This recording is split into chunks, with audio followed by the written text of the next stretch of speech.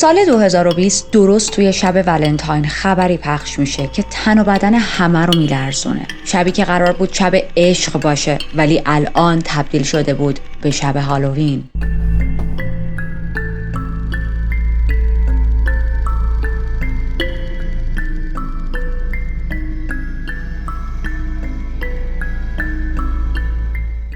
من ریتا هستم و توی این چنل وارد دنیای جنایی میشیم، جایی که حقیقت عجیب تر از خیاله و مرز بین خوب و بد محو میشه. اگر به داستانای هیجان انگیز و واقعی علاقه دارید میتونید از زیر همین ویدیو کانال رو سابسکرایب کنید و زنگوله کنارش رو هم بزنید تا ویدیوهای جدید رو از دست ندید. بریم به 14 فوریه سال 2020. ساعت حدود 10 شب بود. لوکیشنمون لس آنجلس، خیابون موند. مایکل هرمن یه پسر جوون 20 و چند ساله‌ای بود که شب ولنتاین تنها توی خونه بود. نه دیتی داشت، نه مهمونی قرار بود بره، نه کسی رو دعوت کرده بود و نه کسی اونو دعوت کرده بود. هیچ برنامه خاصی نداشت. برعکس خیلی از آدمایی که شب ولنتاین براشون خیلی مهمه، مایکل ترجیح داد زود بخوابه چون فردا صبحش کلی کار داشت و می‌خواست با حال خوب روزش رو شروع کنه. ساعت 9 شب کاراشو انجام داد، آماده خواب شد، رفت توی اتاقش که طبقه همکف بود و مثل همیشه شروع کرد به آماده شدن واسه اینکه بگیره دیگه بخوابه، لباساشو عوض کنه و یه سری روتینی که همه ما قبل از خواب شاید انجام بدیم. میره توی تخت، چشماشو میبنده. هنوز مدت زیادی از خوابیدنش نگذشته بود که یک صدای عجیبی میشنوه. از خواب میپره.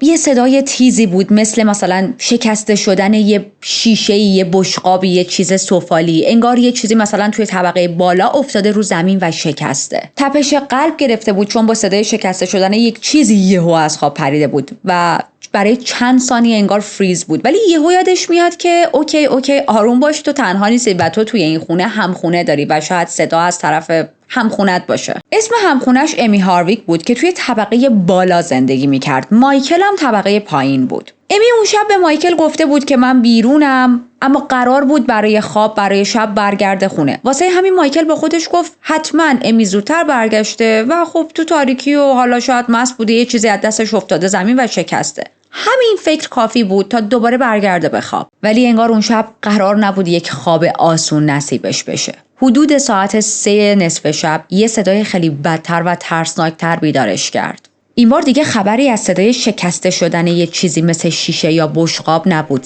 صدای جیغ بود. جیغ‌هایی پر از وحشت که از طبقه بالا می اومدن، یعنی طبقه‌ای که امی داخلش بود. جیغ‌هایی که با صدای افتادن بدن آدم‌ها قاطی شده بود، مثل یک درگیری. قلبش شروع کرد به تون زدن. با دستای لرزون توی تاریکی شب دنبال گوشیش میگشت، اما گوشیش رو هم پیدا نمی‌کرد. ترس مثل یک موجی بهش حمله کرده بود. می‌خواست بره کمک کنه اما نمیتونست. از شدت ترس نمیتونست تکون بخوره، از شدت ترس نمیتونست درست تصمیم بگیره. و حالا همه اینایی که دارم بهتون میگم توی چند ثانیه اتفاق افتاده. میدونست که به احتمال خیلی زیاد یک مهاجمی وارد خونه شده و به قصد دزدی و یا تجاوز داره طبقه بالا به امی آسیب وارد میکنه، اما فکر این که خب من از پله ها برم بالا و با این آدم روبروشم حالش رو بد کرده بود و یه حس فلجی موقت بهش دست داده بود. برای همین تنها چیزی که به ذهنش میرسه این بود که از همون طبقه پایین شروع کنه به داد زدن، با امید اینکه شاید اگر من فریاد بزنم شخص مهاجم بفهمه که امی تنها نیست و یک نفر دیگه توی این خونه هست و بترسه و فرار کنه. شروع میکنه فریاد زدن، داد زدن، اما انگار نه انگار اصلا اون شخص مهاجم براش اهمیتی نداشت که یک آقایی طبقه پایینه و داره فریاد میزنه. و میدونید اینجای پرونده من داشتم به یه چیزی دقت میکردم. میدونم که الان خیلی ها میخواین بیاین و بگین که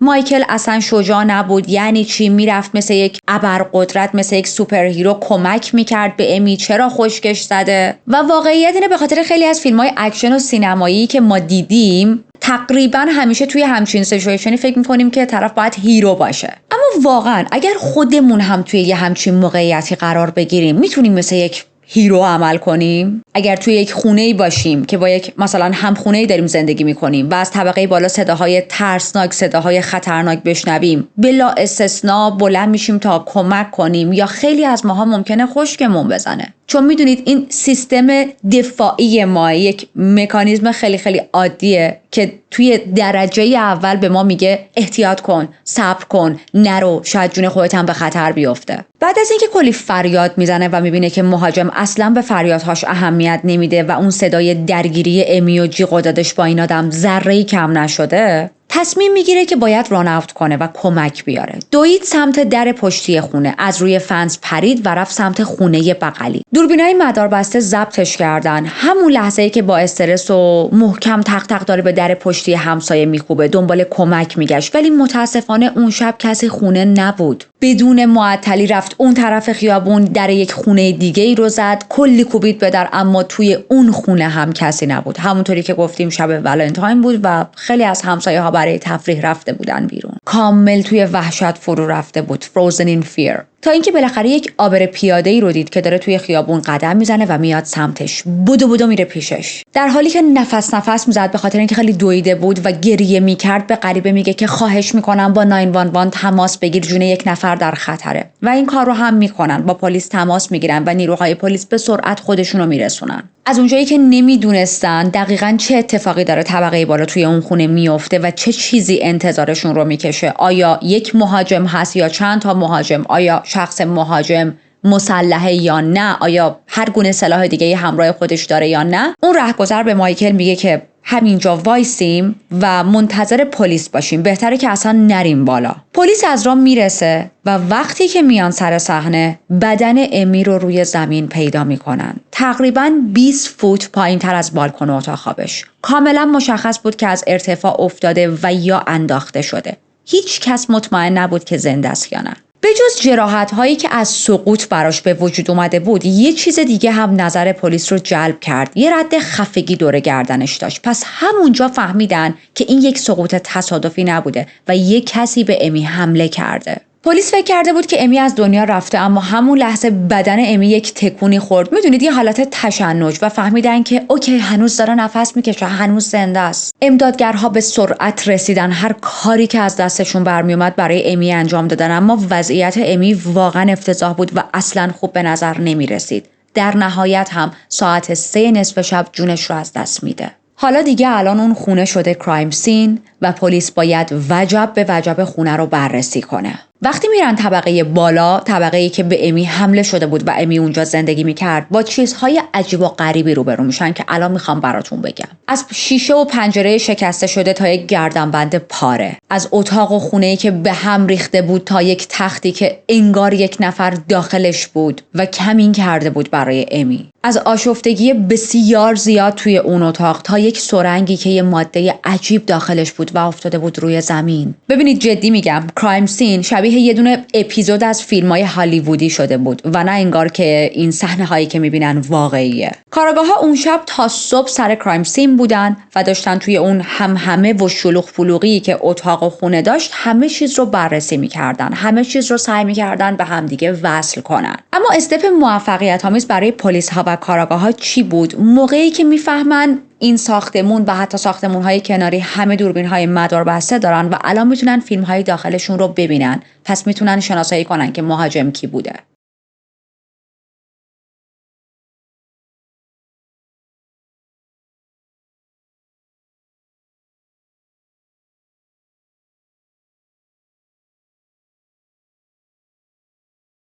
این ویدیوها به شدت مهم شدن توی حل پرونده و وقتی با گفته های مایکل ترکیب شدن، یه تصویر واضح و ترسناک از قاتل امی نشون دادن. پلیس داشت دنبال مظنون میگشت که یه ویدیوی آنلاین نظر پلیس رو جلب کرد و اون ویدیو به طرز عجیبی داشت به نوع مرگ امی اشاره میکرد، اونم از قبل.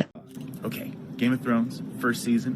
The brother and sister are up in the castle, and then the kid sees him through the window, and the brother has to go and throw the kid off and to kill him. And even though it's evil, I feel kind of bad for the brother because even though he doesn't want to do it, his sister insisted.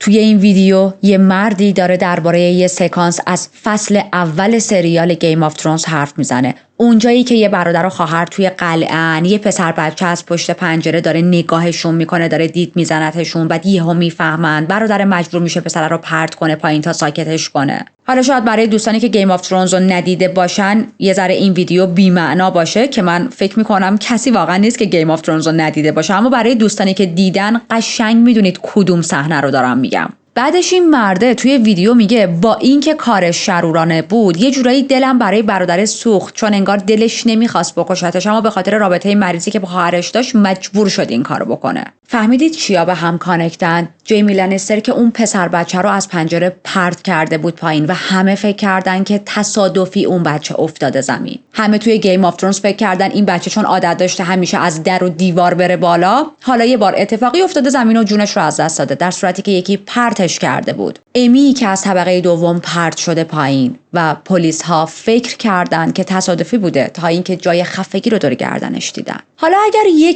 1% هم پلیس ها میخواستن به این فکر کنن که امی تصادفی افتاده پایین، بعد از دیدن این ویدیو همه مطمئن شدن که نه، این موضوع اصلا تصادفی نبوده. به علاوه این که بعد از دیدن این ویدیو از سمت این مرد همه فهمیدن که این آدم خیلی حالش خرابه. اما قبل از اینکه بریم سراغ این مرد وحشتناک و دقیق تر بشناسیمش، بریم تا کمی درباره امی بدونیم و بفهمیم که چرا این مرد اومد سراغش و اصلا این مرد کی بود و چه نقشی تو زندگی امی داشت. امی متولد 20 می سال 1981 بود. از نوزادی به فرزندخوندگی گرفته شد و رفت پیش یه خانواده مهربون و باثبات، پنی و تام. بیشتر سالهای اول زندگیشو توی لنسدیل، پنسیلوانیا گذرون، شهری که امی همیشه ازش به عنوان خونه واقعیش یاد میکرد. رابطه‌اش با خانواده اونقدر نزدیک بود که هر سال یه مهمونی کوچیک و با مزه شیرینی پزی مخصوص کریسمس برگزار میکردن و توش با مادر و پدرش و بقیه اقوام کلی میخندیدن و شیرینی‌های مختلف میپختن.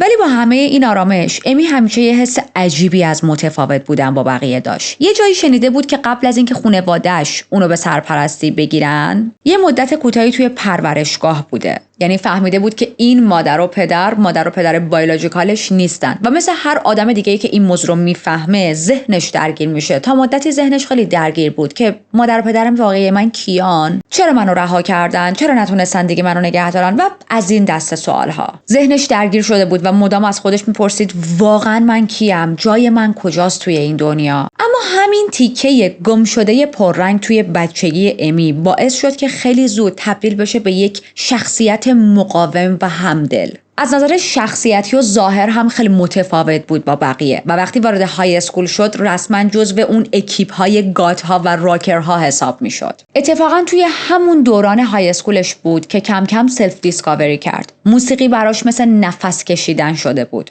از موسیقی‌های راک گرفته تا پیانوهای دلنشین و کلاسیک. عاشق رقصیدن بود و همیشه با مادرش به کنسرت‌های مختلف میرفت. یعنی یکی از بهترین خاطرات دوران بچگیش همین کنسرت‌هایی بود که با مادرش میرفتن. رنگ موهاشو مشکی پرکلاقی کرده بود. همیشه بولد آوتفیت داشت و خب یه جورایی آدمی نبود که توی جمع نتونی بهش نگاه نکنی. همیشه نظرها رو به خودش جلب می‌کرد. با اینکه در حال تحصیل بود، هنوز های اسکول بود، اما بعد از مدرسه و توی ویکند توی یک مالی کار میکرد. یه مغازه لباس فروشی بود، اونجا کار میکرد.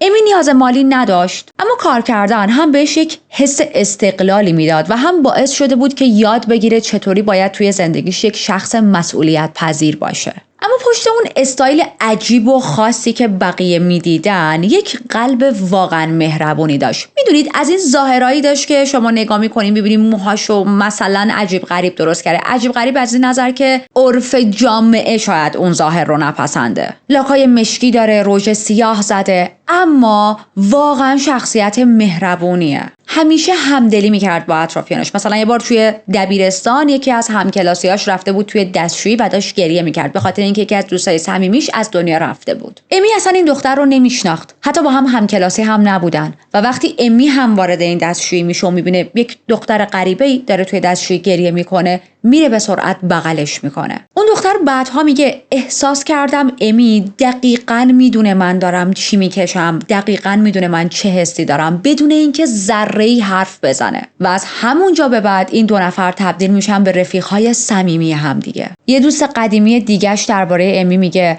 تنها چیزی که براش از موسیقی مهمتر بود کمک کردن به آدما بود. امی خیلی هم اهل ماجراجویی و دنبال کردن چیزایی بود که دوست داشت. مثلا اونقدر عاشق سریال توین پیکس شده بود که با لندلوردی که توی سریال خونه شخصیت اصلی بوده دوست میشه، فقط واسه اینکه یه جورایی به اون دنیا نزدیکتر باشه. از همون سن کم هم بلد بود ارتباطات خاصی بسازه و راه خودش رو بین آدما پیدا کنه. علاقه خاصی هم به چیزای عجیب و غریب داشت. مثلا عاشق اشیای قدیمی و ترسناک بود. از تاکسیدرمی گرفته تا شیشه های قدیمی سم و زهر. یه حس کنجکاوی همیشه داشت و اتفاقاً بعدها همین حس کنجکاوی و سلیقه عجیب و خاصش همراهش میمونه. چون توی دوران جوونیش هم از همچین چیزایی به عنوان دکور خونش استفاده میکنه. بریم به آخرای دوران نوجوانی امی که عاشق یه موسیقیدان هیوی متال میشه. خیلی سریع با اون پسر ازدواج میکنه، اما به همون سرعتی که ازدواج کردن به همون سرعت هم از هم جدا میشن و ازدواجشون دوام زیادی نمیاره.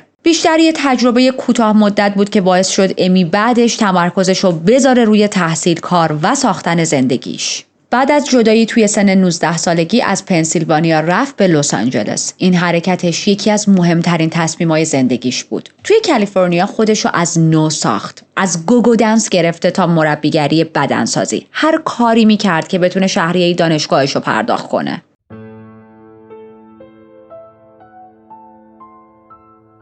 گفتیم امی وقتی رسید لس آنجلس تصمیم گرفتش که یک مسیر کاری کاملا جدیدی رو برای خودش شروع کنه. برای مدتی مربی شخصی بود، ویدیوهای مختلف از خودش ریکورد میکرد و میفروخت برای اینکه بتونه خرج تحصیل و دانشگاهش رو به دست بیاره و خیلی کارهای جانبی دیگه هم انجام میداد. مثلا از بارتندر بودن گرفته تا همون گوگو دنسی که گفتم و یا حتی مدلینگ، حتی برای پلی بوی پوز گرفته بود. بدون اینکه بذاره ظاهر هنری و کارهای مدلینگش باهوش بودنش رو زیر سوال ببرن. ولی همه این نقش‌ها برای امی فقط یک پل بودن، چون هدف اصلیش چیز دیگه‌ای بود. امی عاشق این بود که ذهن آدم‌ها رو بفهمه. به خاطر همین داشت ادامه تحصیل میداد. حالا تو چه رشته‌ای؟ اول فوق لیسانس روانشناسی بالینی گرفت، بعد هم دکترای خودش رو از مؤسسه مطالعات پیشرفته در زمینه روانشناسی جنسی گرفت. کم کم اسم امی هارویک تبدیل شد به یک برند توی دنیای روان درمانی و مشاوره خانواده،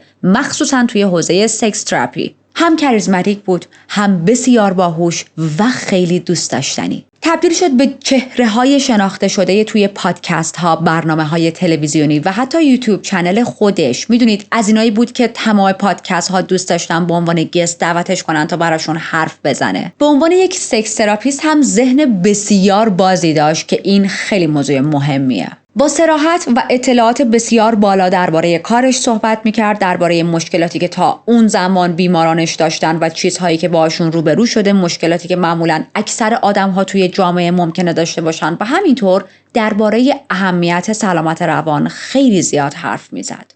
This is Dr. Amy Harwick, licensed marriage and family therapist. Today we're going to talk about self-care. So when I have a client that's struggling with some stuff in life, maybe they've had some anxiety, depression, I check in and ask how their self-care is. But what is self-care? How do we do it and why do we do it? That's what we're going to talk about today.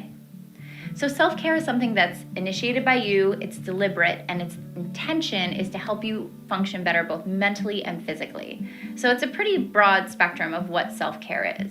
But it's anything you're doing for yourself to pay attention to yourself to improve yourself. یه ذره دیگه بزنیم جلو و برسیم به سال 2014 که امی یک کتاب منتشر کرد به اسم کتاب مقدس جدید سکس برای زنان که کلی سر و صدا کرد. فقط یه سال بعدش هم توی یک مستندی به اسم معتاد به سکستینگ حضور داشت. و همونطوری که میبینید امی فقط یک تراپیست نبود، فقط یک زن زیبا و خوشتیپ نبود که حالا سابقه مدلینگ پلی بوی داشته باشه، بلکه سمارت بود، معروف بود و توجه خیلی‌ها رو توی سطح ملی و حتی بین المللی جذب کرده بود. یه ترکیب نادر از زیبایی، دانش و اعتماد به نفس. اما حالا که اینقدر درگیر کار شده و همه دوست دارن که باهاش صحبت کنن یا باهاش جلسات تراپی داشته باشن یا کتاب داره مینویسه، کتاب داره میفروشه، همچنان علاقه و عشقش به خانواده‌اش کم نشده. همچنان عاشق مادر و پدرش، همچنان برای خانواده‌اش زیاد وقت میذاره. هنوز اون مراسم شیرینی پزی که ازش عقب‌تر صحبت کردیم، گفتیم توی دوران کودکی نزدیک روز کریسمس انجام میدادن با خانواده‌اش، اون مراسم رو اجرا میکرد. یکی از ویدیوهای خیلی معروفش که ترند شده بود و ویوی بسیار زیادی گرفته بود، یه ویدیویی بود که توش داخلش درباره ترس از پرواز صحبت میکنه و خودش هم یک آدمی بوده که قبلا ترس از پرواز داشته و تونسته این ترس رو کنار بذاره. توی این ویدیو میگه که من همیشه از پرواز توی زندگی میترسیدم، قرصای آرام بخش میخوردم اما باز همین قرص‌ها باعث نمیشدن که اضطرابم کمتر شه. میگه انقدر ترس داشتم موقع پرواز که خیلی وقتا دست مسافر کناریمو میگرفتم، خیلی وقتا میزدم زیر گریه، خیلی وقتا مهماندار میومد باهام صحبت میکرد تا کمی آرومم کنه و همین کارها، همین درد و دلها باعث شد که به مرور من صمیمیتم نسبت به آدم‌ها بیشتر شه. باعث شد که بتونم احساس نزدیکی بیشتری به آدم‌ها داشته باشم و بفهمم چقدر با آدم‌ها صحبت کردن حس خوبی داره و توی مسیر تراپیست شدن قرار گرفتم. اوکی، ما الان امی رو داریم که بسیار توی کار و زندگیش موفقه، واقعا شخصیت محبوبیه، خیلی بولده و توی یک کلمه بخوایم خلاصش کنیم معروف شده، معروفه. اما معروفیت همیشه آدم‌های مختلف رو جذب ما میکنه. ممکنه این آدم‌ها خوب باشن، ممکنه خیلی بد باشن و امی هم از این قاعده مستثنا نبود. توی دهه 20 تا 30 زندگیش با آدم‌های مختلفی توی هالیوود وارد ارتباط شد. یکی از اونا گرت پرس هاوس بود. گرت برخلاف امی آدم اونقدر معروفی نبود. کار اصلیش برنامه نویسی بود. اما خب چجوری اون که معروف نیست با امی معروف آشنا شده؟ به واسطه علاقش به عکاسی توی خیلی از مراسم‌های رد کارپت به عنوان عکاس حاضر میشد و همین باعث شده بود به دنیای سلبریتی‌ها نزدیک بشه. 3 سال از امی بزرگتر بود و 2 تا روایت هست. روایت اول میگه که اونا سال 2010 توی یک مهمونی با هم آشنا شدن. روایت بعدی میگه که از طریق دوستهای مشترک با هم دیگه آشنا شدن. امی از همون ابتدا جذب شوخی‌های جذاب و بانمک گرت شد و همینطور اعتماد به نفس بالایی که این پسر داشت. به نظرش گرت آدم پر انرژی، بانمک، بامزه، کیوت و یکم هم پر سر و صدا بود که خب امی هم عاشق شخصیت‌های پرشور و هیجان بود. خب همین چیزهایی که توی گرت دیده بود باعث شده بود که واقعا دلش براش بلرزه و رابطه‌شون رو با هم آغاز کنن و جدی بگیرن. اما خیلی طول نکشید که رابطه‌شون از مسیر اصلیش منحرف شد. تو سال 2011 یعنی فقط 1 سال بعد از اینکه وارد رابطه جدی شدن، اوضاعشون به کلی تغییر کرد. گرت به شدت کنترلگر، حسود و حتی آزاردهنده روانی بود. توهین‌های کلامیش فقط یک بخش کوچیکی از شروع ماجرا بود. خیلی زود همه چی تاریک‌تر شد و ترسناکتر. رفتارهای عجیب و نگران کننده گرت خیلی زود از اون مرز هشدار رد شد و امی توی یک موقعیتی خودش رو پیدا کرد که دیگه من واقعا داره بهم آسیب میرسه. دید دیگه الان فقط بحث توهین هایی که میکنه و کنترلگریاش نیست. من الان دارم قربانی خشونت فیزیکی هم میشم توی این رابطه. یه بار دوستاش با چشم دیدن که گرت وسط هایوی امی رو از ماشین پرت میکنه پایین. و بله، منظورم ماشینیه که در حال حرکت، نه ماشینی که زده حالا مثلا کنار خیابون و به امی بگه که پیاده شو برو. ماشین در حال حرکت. خوشبختانه اون باری که دوستاش این صحنه رو دیدن سرعت ماشین کم بود و اتفاق فیزیکی جدی برای امی نیفتاد. اما قرار نبود همون یک بار باشه. بار دوم هم گرت این کار رو کرد. یه بار دیگه هم با هم توی هایوی بودن. گرت داشت رانندگی میکرد و در حالی که ماشین داشت با سرعت بیشتری میرفت دعواشون میشه و گرت امی رو پرت میکنه از ماشین بیرون. این بار امی آسیب میبینه. بدنش پر از خراش‌های مختلف شده بود. دماغش ضربه خورده بود و همینطوری داشت خون میومد. ولی خوشبختانه آسیب بدتری بهش وارد نشد. مثلا سرش به جای ضربه بخوره یا یه ماشین دیگه‌ای همون موقع رد شه از روش. میدونید 1000 تا احتمال افتضاح وجود داشت. ولی حال امی رو تصور کنید، نصف شب زخمی و تنها تو تاریکی شب وسط هایوی باید الان پیاده راه بره تا خودش رو برسونه خونه، در حالی که دوست پسرش از ماشین وسط هایوی پرتش کرده پایین. همونجا بود که فهمید I'm done. دیگه نمیتونم این مرد به درد نخور توی زندگیم تحمل کنم. Imagine bleeding at midnight, walking home like you're in a horror movie. And guess what? Directed by your trash ex. توی سال 2011 بالاخره این رابطه رو تموم کرد. ولی گرت همون پسر لوس بیعقل و ناتوانی بود که نشنیدن براش غیر قابل تحمل بود. اصلاً قصد نداشت امی رو راحت بذاره. اینجوری بود که من نمیتونم نبشنوم، من نمیتونم نتحمل کنم. تخم مرغام باد میکنه امی. گرت بسیار لجوج و خودخواه بود و رفتار بچگونه‌ای داشت. حتی وقتی امی فقط میخواست رهاش کنه و زندگیش رو بکنه، گرت هنوز درگیرش بود. در حدی که همون سال امی مجبور شد علیه گرت درخواست حکم محدودیت بده. البته مشخص نیست چرا این حکم بعداً باطل شد، ولی خب متاسفانه شده بود. میدونید پوینتم چیه؟ بعضی از روابط هست طرف با اینکه میخواد از رابطه بیاد بیرون یه سری دراما به وجود میاره، کشش میده، داستان به وجود میاره. امی اینجوری نبود. امی این مدلی بود که ببین خدافظ، نمیخوام دیگه ببینمت، واقعا برام مهم نیست بعد از من میخوای چیکار کنی، وارد زندگی با کی بشی، چیکار نکنی، چی سرت میاد، فقط برام مهمه که دیگه با تو توی رابطه نباشم. اما خب همین بی تفاوت بودنه، همین نشنیدن از سمت امی داشت گرت رو پاره میکرد. گفتیم اون حکم محدودیت رفت و آمدی که برای گرت گرفته بود یه جوری باطل شده بود دیگه، که توی منابع هم ذکر نکردم واقعا چرا و چه جوری باطل شده. واسه همین توی مارچ 2012 امی مجدد رفت دادگاه و یه همچین درخواستی کرد، یعنی همچین حکمی رو درخواست کرد. دادگاه هم گرت رو موظف کرد که تا 3 سال آینده، یعنی تا مارچ 2015 اصلاً نباید نزدیک امی شه و نه تنها این بلکه باید حدود 1000 یارد از امی فاصله داشته باشه. برای امی این یعنی فرصت بهبود پیدا کردن که از اون تاکسیک ریلیشنشیپ اومده بیرون، بتونه خودش رو بازسازی کنه و به زندگیش ادامه بده. اما برای گرت چی؟ قاعدتاً باید برای گرت هم فرصتی می بود که روی آدم شدن خودش کار کنه. اما خب همچین چیزی نبود و چنین تصمیمی نداشت. امی توی اون حکم رسمی که درخواستش رو داده بود نوشته بود گرت وارد آپارتمانم شد، 10 تا از قاب عکس هایی که من دوست داشتم رو برداشت جلوی من پرت کرد به در و دیوار و زمین و شکوندشون و من خیلی ترسیده بودم. توی مجتمع داد و بیداد رو انداخت که باعث خطر برای افرادی شد که توی همون ساختمون هم داشتن زندگی می‌کردن. بعد هم برای من یک پیام تهدیدآمیز فرستاد که اوضاع از اینی که هست بدتر خواهد شد. و ببینید باز من اینجا تو کتم نمیره. امی داره رسما به حالا قاضی و توی دادگاه میگه که این آدم وارد خونه من شده به زور و به لوازم من آسیب زده و شاهد هست، همسایه ها ترسیدن و پیام تهدیدآمیز براش فرستاده. اما قاضی چه حکمی داده؟ 3 سال این آدم نباید نزدیک تو بشه. درسته که میدونیم این حکم ها در نهایت خیلی نمیتونه تاثیر زیادی داشته باشه و یک نفر اگر ذهن بسیار عوضی داشته باشه باز هم کار خودشو میکنه. اما خب میدونید بحث روانی دیگه. الان بقیه آدم‌هایی که لنگه گرت هستن دارن اینجوری نگاه میکنن که این آدم این همه برای امی اذیت به وجود آورده، اینقدر آزارش داده، اینقدر مزاحمت به وجود آورده و فقط 3 سال حکم ممنوعیت مثلا نزدیک شدن گرفته. پس ما اگه یه ذره نرم‌تر از این رفتار کنیم و کمتر آسیب برسونیم به پارتنرامون و زنا، شاید حکم کمتری هم بگیریم. اینجاست که مهمه یک قاضی سفت و سخت حکم بده برای افرادی که دارن خشونت خانگی نشون میدن و آزارگر هستن. بعد فقط اینا نبودش که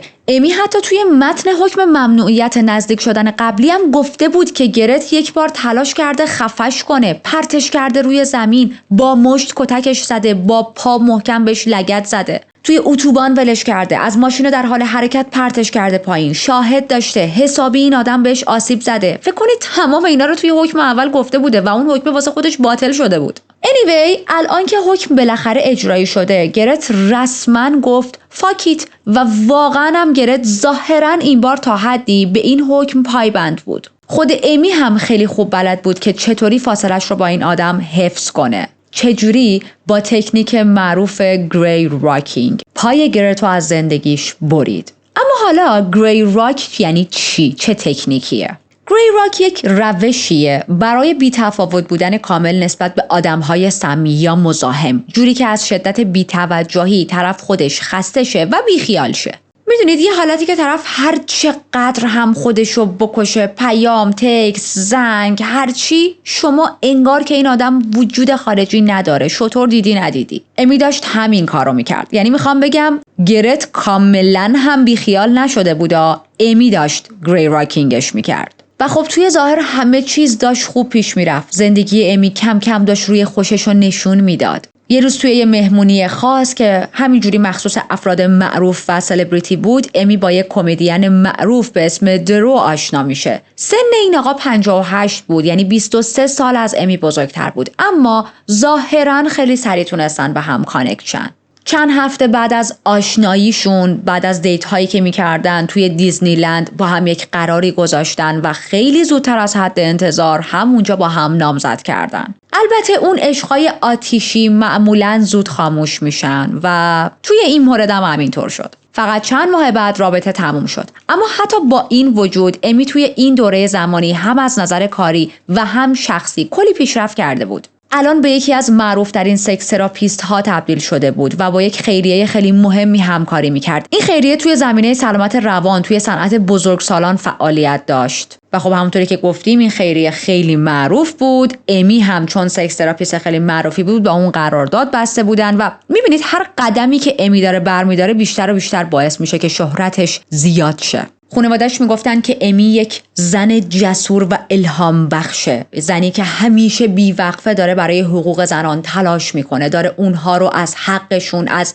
بدنشون، از حقی که رو بدنشون دارن آگاه میکنه. با وجود اینکه دیگه الان از درو جدا شده، اما هنوز با هم دوست بودن، هنوز با هم در ارتباط بودن و خیلی به هم احترام میذاشتن. از اون طرف گرت به نظر میرسید که کاملا اسم امی رو از ذهنش پاک کرده. میدونید چرا؟ چون تو این خط زمانی که ما هستیم 10 ساله که امی و گرت از هم جدا شدن و دیگه خبری هم از گرت نیست. و دقت کنید این پرونده خیلی عجیبه. یکی از دلایلی که انتخابش کردم همین موضوع بود. یک آدم تاکسیک حتی بعد از گذر 10 سال هم ممکنه سر و کله‌اش تو زندگی شما پیدا شه. یک آدم تاکسیک حتی بعد از گذر 10 سال هم میتونه برای شما خطرناک باشه. اگر اکسی داشتین که خیلی سمی بود و به شما آسیب‌های روانی و یا فیزیکی وارد می‌کرد و الان فقط چون چندین و چند سال دیگه تو زندگیتون نیست شما فکر می‌کنید که در امانید، حالا اگه سر و کله‌اش پیدا شد بالاخره ما چند سال از هم خبر نداشتیم، الان آدم شده، الان همه چی تغییر کرده، الان گذر زمان به رابطمون خورده، بلا بلا بلا. اصلا اینطور نیست. این آدم‌ها واقعا مثل بمب‌های هسته‌ای میمونن که اثرشون هیچ وقت از زندگی آدم نمیخواد پاک شه. فقط باید ازشون فاصله بگیرید. واقعیت هیچ کس فکرشو نمی‌کرد یه روانی وسواسی بعد از این همه سال در حالی که رابطه تموم شده هنوز بهش فکر کنه و خب این دقیقاً کاری بود که گرت داشت می‌کرد.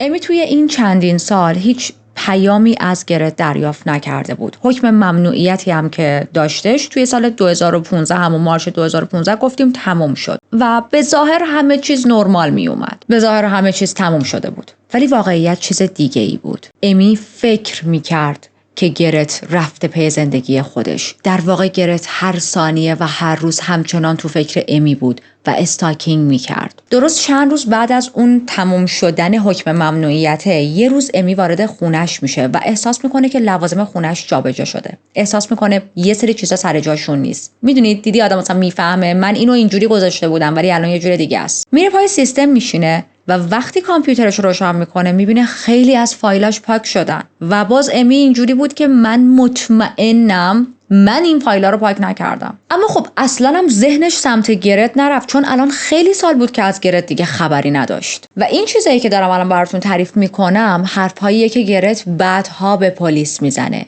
گرت تمام اون مدت استاکینگ انجام میداد، یواشکی وارد خونه امی میشد، یواشکی پای سیستمش میشست، یوزرنیم، پسورد و خیلی از ایمیلاشو برای خودش برداشته بود، وارد سوشال میدیاش میشد، وارد اکانت هاش میشد و همه چیز رو چک میکرد. یعنی تمام این مدت که امی داره زندگی خودشو میکنه گرت هنوز تو فکرشه و یواشکی وارد خونش میشه. به پلیس نمیگه دقیق چند بار وارد خونه امی شده بود ولی میدونیم که تعدادش خیلی زیاده چون آدم با یکی دو بار رفتن نمیتونه این همه اطلاعات از یک نفر رو بدزده. امی که بیخبر داره زندگیشو میکنه و اصلا اسم گرت هم دیگه تو ذهنش نمیاد، در حالی که گرت داره نقشه اینو میکشه که خب دفعه دیگه ای که بیام یواشکی تو خونه اکسم و چیز میذاشو چک کنم کی باشه. حالا اینو میخوام واسهتون تعریف کنم. میگن هالیوود دنیای کوچیکیه، مخصوصا اگر توش باشی، یک شخص سلبریتی باشی یا حالا کارت مربوط به محیط داخل هالیوود باشه، کم کم همه چیز برات تکراری میشه. چهره ها، مهمونی ها، لوکیشن ها، اون زرق و برقی که وجود داره. و خب وقتی دو نفر با هم توی یک فضای مشترک باشن، یعنی توی فضای هالیوود منظورمه، ممکنه یه روزی دوباره به هم بر بخورن و این اتفاق خیلی برای سلبریتی ها میافته. خیلی براشون پیش میاد که یک کسی رو که سالها ندیده بودن دوباره به واسطه همین رد کارپت و مثلا مهمونیای آنچنانی میبینن و این دقیقاً همون چیزی بود که برای امی و گرت هم اون شب اتفاق میافته. حالا اینجا رو داشته باشید، امی روز به روز معروفتر شده از اون لحظه‌ای که دیگه بریک اپ کردن و دیگه با هم توی رابطه نیستن. امی روز به روز معروفتر شده، توی کارش واقعا داره میدرخشه. اینجوریه که مردم سر و گردن میشکنن واسه اینکه فقط بتونن 1 ساعت جلسه تراپی با امی داشته باشن. پادکست ها و برنامه‌های تلویزیونی از خداشونه که امی بیاد و چند ساعت براشون یا حتی چند دقیقه صحبت کنه و نمودار زندگی امی رو که نگاه میکنید اینجوری رو به بالاست از اون لحظه‌ای که از گرت جدا شده. ولی گرت چی؟ گرت هیچ گوه خاصی نشده بود. هنوز همون آدمی بود که 10 سال پیش بوده و این خیلی افتضاحه. شما بعد گذر 10 سال هنوز همون باشی. هنوز یک آدمی بودش که هر از گاهی یه ذره برنامه‌نویسی می‌کرد، یه پول بخور و نمیری در می آورد و هنوز یک عکاس ساده‌ای بود که توی بعضی از مراسم‌ها شرکت می‌کرد. یعنی توی همه مراسم هم نمیتونست حضور پیدا کنه چون از نظر عکاسی هم اونقدر خودش بالا نکشیده بود. اما به خاطر علاقه خیلی زیادی که به دنیای سلبریتی ها داشت، همچنان این کاور کردن اخبار رو به عنوان عکاس توی مراسم رد کارپت برای خودش نگه داشته بود و خب خیلی جای تعجب نداره که توی سال 2020 این 2 نفر توی یک مراسم با هم روبرو شدن. توی مراسمی که مخصوص پورنستارها بود به اسم XBiz Awards. اون شب لابی یه هتل لاکچری وسط داونتاون توی لس آنجلس پر بود از آدم‌های معروف، ستاره‌های فیلم‌های پورن همه جا بودن. از هر طرف که نگاه می‌کردین یا با کفش‌های پاشنه بلند و لباس‌های توری روبرو می‌شدی یا با مردایی که کتای براق پوشیده بودن. حتی بعضی‌ها رو می‌دیدین که با قلاده اومده بودن و استایل BDSM داشتن. برای دوستانی که راجع به XBiz چیزی نمی‌دونن، یک توضیح خیلی کوچیکی بدم. این مراسم یک مراسم معمولی نیست. مثلا یه چیز شبیه چطوری بگم اسکار برای دنیای فیلم‌های بزرگسالانه، فقط با کلی دسته‌بندی‌های عجیب غریب‌تر. امی هم دعوت شده بود توی اون مراسم حضور داشت که خب اصلا چیز عجیبی نیست. درسته که امی پورن استار نیست و یا حالا کارگردان فیلم‌های پورن، اما بالاخره یک سکس تراپیست بسیار معروفه. گذشتش مدل بوده، برای پلی بوی پوز گرفته و خب همین الان هم با خیلی از پورن استارها در ارتباطه، بهشون مشاوره میده و کلاً هم کارش مربوط به روابط جنسی دیگه، پس معلومه که دعوتش میکنن obviously. من داشتم ویدیوهای امیو میدیدم، خیلی خوشگل شده بود، تیپش خیلی قشنگ بود. اون شب یه رژ قرمز زده بود، لباس مشکی پوشیده بود، لباسش تا روی زانوش بود. چند تا ویدیو ازش موجود هست که نشون میده چقدر خوشحال و پر انرژیه، با همه خوشوبش میکنه.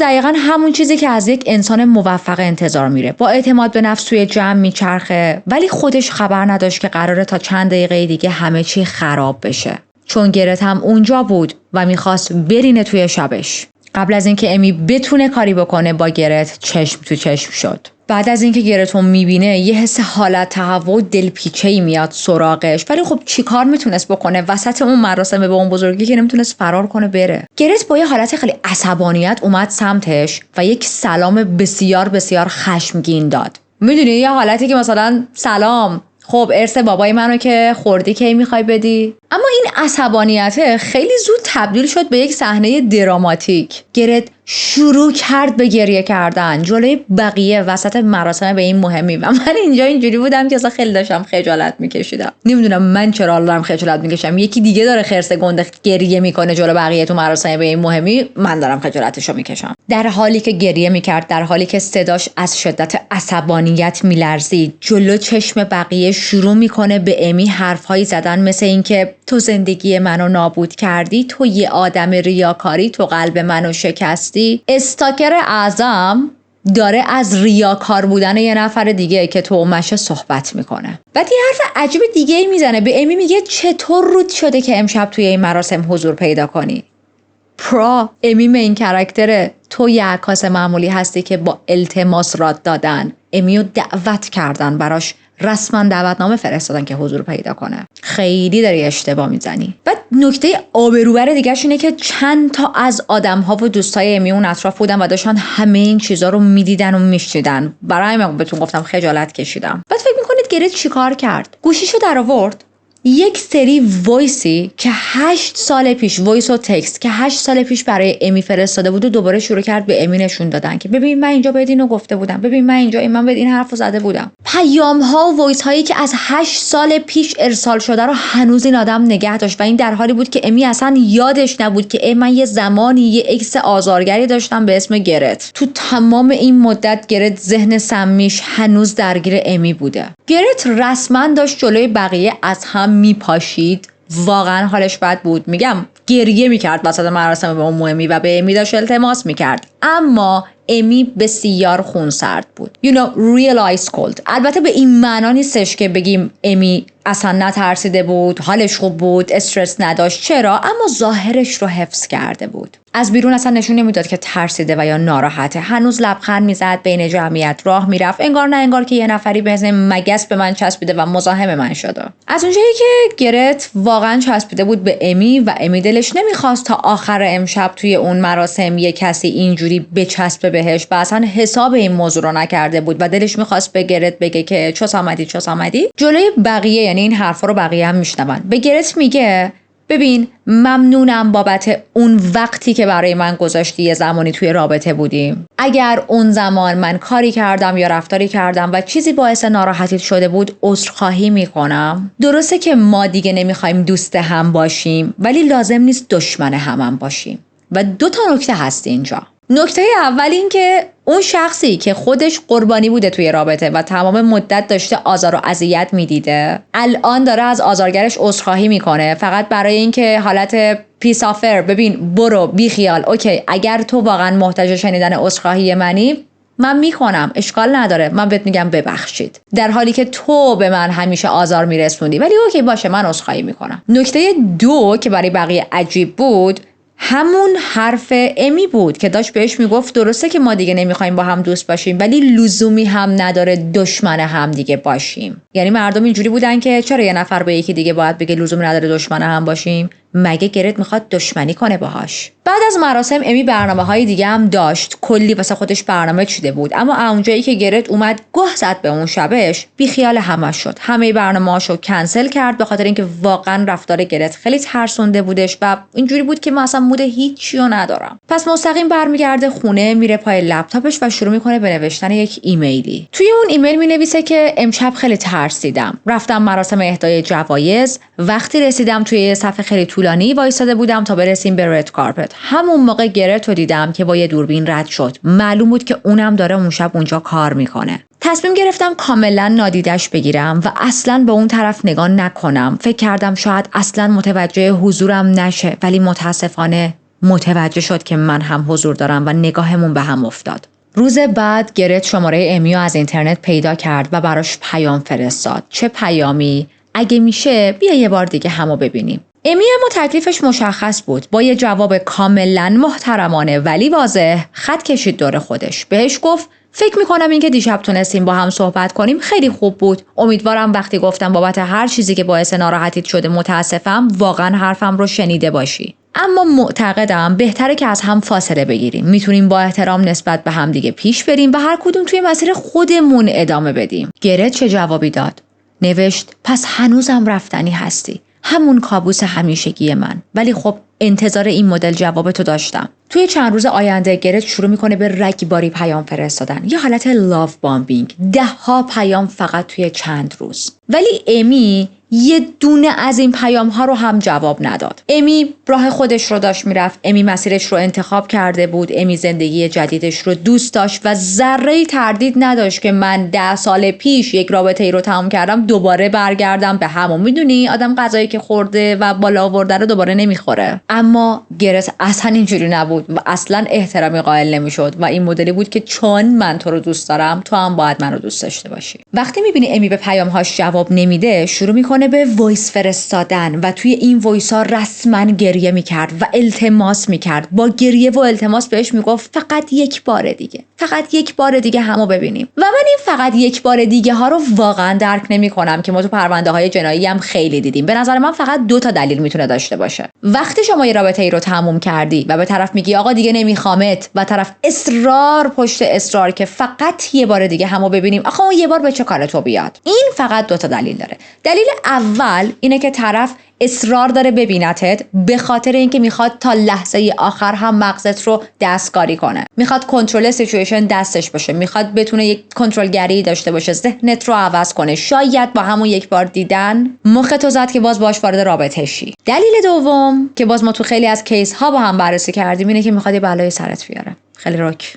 پس رول نمبر 1 وقتی تصمیم میگیریم یک رابطه تمومه یه بار دیگه ببینم تو بیا اون گلی که برات خریدم و بهت بدم و عروسکی که برات خریدم و بهم بده و اینا نداریم. به هر حال گرت هم رسیده توی اون پوینتی که داره با التماس و گریه توی وایس ها از امی خواهش میکنه که بیا همو ببینیم و امی دیگه اینجا واقعا اعصابش خورد میشه و کلافه میشه. چیکار میکنه؟ از همه جا بلاکش میکنه. بعد میره خونه، تمام قفل‌های در و پنجره ها و اینا رو عوض میکنه، یه سری محافظ جدید میذاره، حتی یک اسپری فلفل میخره که اگر یه وقت لازم شد بتونه از خودش دفاع کنه. یعنی رفتار امی جوریه که دیگه واقعا نمیشه حتی ویکتیم بلیمینگ هم انجام بدین. البته من از ویکتیم بلیمینگ واقعا متنفرم و وقتی بعضی ها میان یه سری کامنت میذارن راجع به افرادی که مثلا قربانی ان در اون پرونده، این آدم‌ها میان سرزنششون میکنن، خیلی من ناراحت میشم و این کامنت ها جزو کامنت هاییه که واقعا بدم میاد بخونم. ولی خب باز در انتها به خودم میگم اوکی، شاید این آدم ها واقعا شعور پایینی دارن، شاید واقعا این آدم ها اطلاعاتشون بسیار پایینه، زیر خط صفر، ولی در کل متنفرم از اینکه قربانی رو بلیم کنیم. اما برای اون دست از دوستانی که همیشه دنبال یه چیزی ان که قربانی رو بلیم کنن، دیگه تو این کیس فکر نمی‌کنم بتونید حتی امی رو بلیم کنید، درسته؟ به خاطر اینکه امی هر کاری رو داره حرفه‌ای انجام میده، بازی نمی‌کنه با این آدم. به محض اینکه فهمید این آدم خطرناکه، تموم شد، ارتباط رو قطع کرد، تا حتی قفلای در خونه رو عوض کرد. It was like Amy said new lugs, new me, try me now. بعد از این کار 3 هفته و نیم دیگه خبری از گرت نشد. دیگه نرفت با یک خط دیگه پیام بفرسته، وایس بذاره و یا مزاحمتی ایجاد کنه. امی داشت به خودش فکر میکرد که اوکی، احتمالاً همه چیز تموم شده و این آدم دیگه واقعاً ناامید شده و بیخیال شده و رفته. اما خب توی مغز یک آدم مریض، یک مرد مریض چی میگذره؟ آفرین، هر چیزی به جز بی خیال شدن. درست تو همون 3 هفته و نیمی که هیچ خبری از گرت نیست، به خاطر اینه که داشت نقشه میکشید، با وسواس، با برنامه، با صبر. حتی خیلی حال به همزن برای نقشش روز هم مشخص کرده بود، یعنی روز ولنتاین سال 2020. نقشش این بود که من توی روز ولنتاین که روز عاشق هاست به امی آسیب وارد کنم. چه تاریخ نمادینی برای یه مرد استاکر عوضی.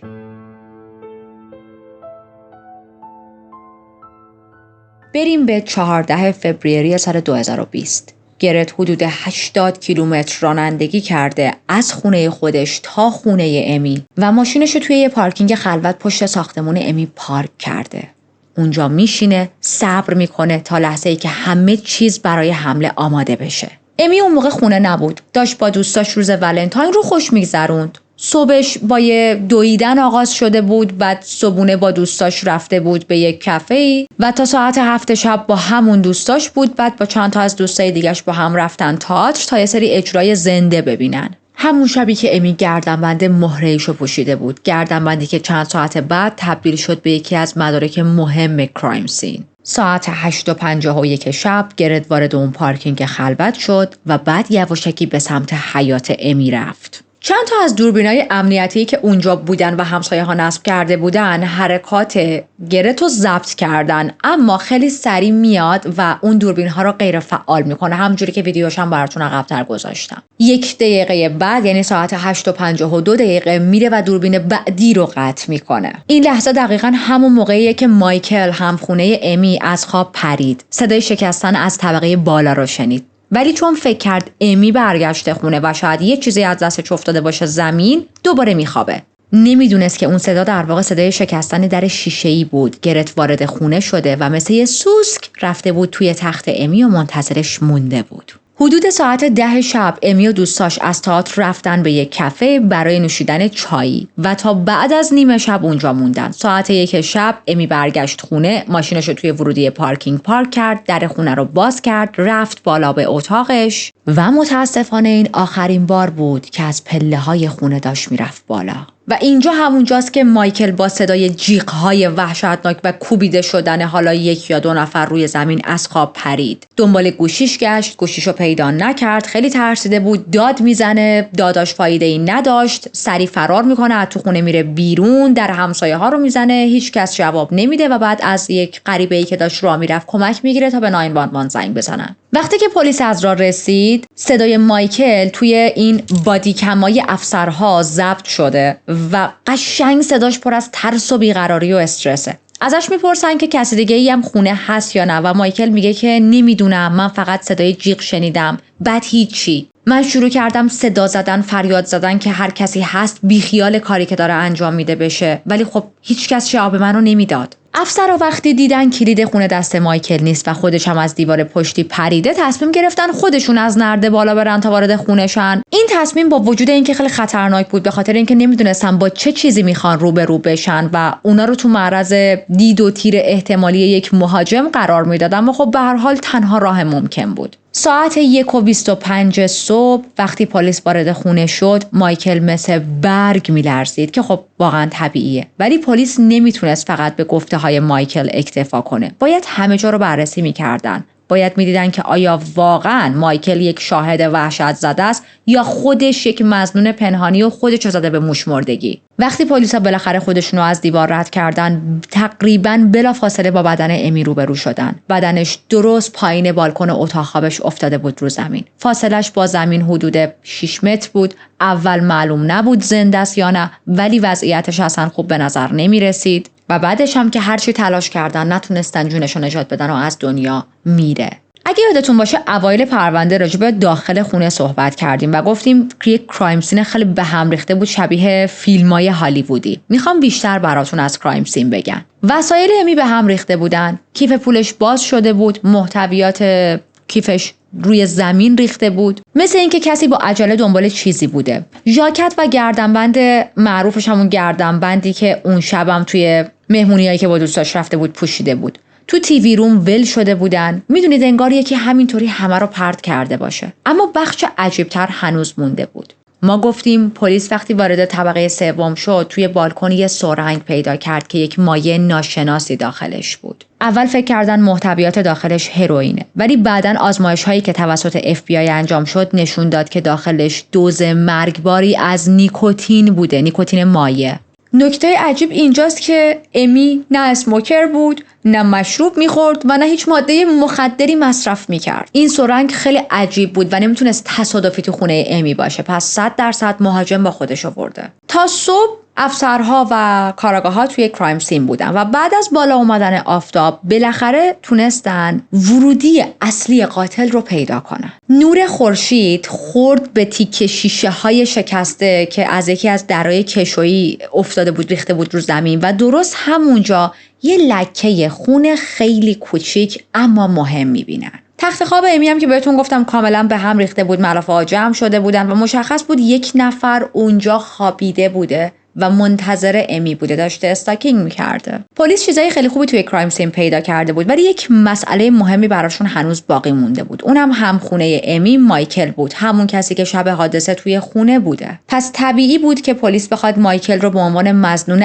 اصلی در ابتدا در نظر بگیره. اما به محض اینکه مایکل شروع کرد به صحبت کردن، همه چی عوض شد. جزئیاتی که داشت میگفت، حرفایی که داشت میگفت کاملا دقیق و منطقی بودن. به علاوه اینکه پلیس تصویر یک مرد غریبه دیگر رو هم توی CCTV پیدا کرده بود دیگه و اون چهره مایکل نبود. پس مایکل رو از مظنونین میذارن کنار. تصاویر CCTV واقعا واضح بودن و همه چی رو نشون میدادن. چهره قاتل رو شناسایی کردن. قاتل کی بود؟ گرت. پلیس خیلی زود میفهمه این همون مردی بود که امی سالها پیش باهاش ارتباطش رو تموم کرده بود، همون مردی که براش حکم منع تماس گرفته بود. از اون طرف میرن فضای مجازی رو چک میکنن و اون ویدیوی افتضاحی که گرت گذاشته بود رو میبینن، همون که راجع به گیم آف ترونز صحبت کرده بود. الان فقط 13 ساعت از مرگ امی گذشته و پلیس خونه گرت رو محاصره میکنه و دستگیر میشه. با چه اتهامی؟ قتل درجه 1 با شرایط ویژه کمین برای حمله به علاوه ورود غیرقانونی به منزل. این یعنی گرت نه تنها قتل رو انجام داده بلکه با دقت کامل تمام شب رو منتظر مونده تا لحظه مناسب فرا برسه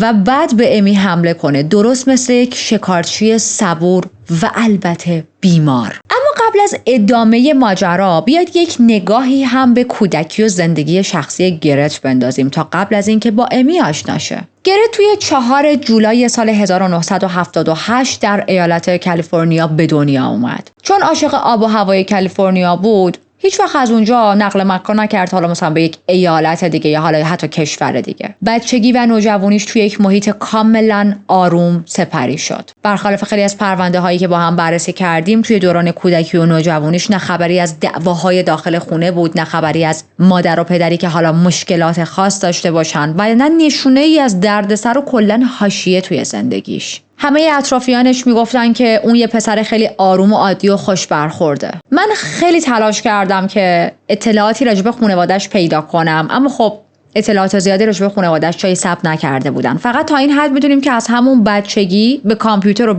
برنامه نویسی خیلی علاقه داشت و کلا دوست داشت که زمان و وقتش با تکنولوژی سپری شه و خانواده ساپورتیوی داشت، چون خانواده‌اش این شرایط رو براش فراهم کردن که اوکی تو کدینگ دوست داری، تو پروگرامینگ دوست داری، برو انجام بده. یعنی میدونید شخصیتش از این پسرای تک باز بود، اما باز نه از اینایی که نرد باشن یا خیلی تو لاک خودشون باشن، چون از یه طرف دیگه هم عاشق دنیای شلوغ و کلا شلوغکاری و اکتیویتی های خارج از خونه بود. یه زندگی دوگانه‌ای داشت، برنامه نویس توی روز، عکاس توی شب. خب حالا ذره بزنیم جلو، برسیم به 20 سالگیش. وقتی رسید به 20 سالگی رسما وارد دنیای پروگرامینگ حرفه‌ای شد. توی چند تا از شرکت‌ها استخدام شد، کم کم تونست شرکت بعد شرکت رزومش رو بسازه، پیشرفت کنه. سال 2013 یک پوزیشن خیلی خوب توی یک شرکت بسیار معروف و عالی دریافت کرد و این یعنی دیگه الان رسما تبدیل شده به یک پروگرامر خفن. اما گفتیم زندگیش فقط مختص به لپتاپ و کدینگ نبود دیگه و بعدهای دیگه‌ای هم داشت. گرت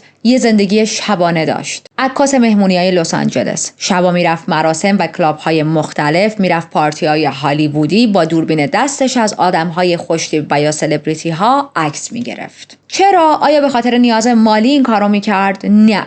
این کارو میکرد چون عاشق زندگی‌های پرزرق و برق بود. عاشق این بود که بتونه معروف شه. یک عقده‌ای داشت این معروف شدن براش و نتونسته بود هیچ پخ خاصی بشه. حالا دلیل این وسواسش نسبت به معروف شدن رو یک مقدار جلوتر میفهمید و خیلی هم هرس میخورید. یه ویدیویی میخوام براتون بذارم ببینید کلی هرس میخورید، ولی الان فعلا حالا به اون بخش نرسیدیم و در همین حد شخصیتش رو داشته باشید که عاشق معروف شدنه، اما ما تحتش هم اجازه نمیده که برای معروف شدن تلاش کنه. یعنی میگه من همین لولی که دارم، همین لایف استایل اوکیه، میخوام وارد دنیای آدم‌های معروف شم. میدونی چون چوز خاصی نیستم، خودم بچسبونم به آدم‌های دیگه و با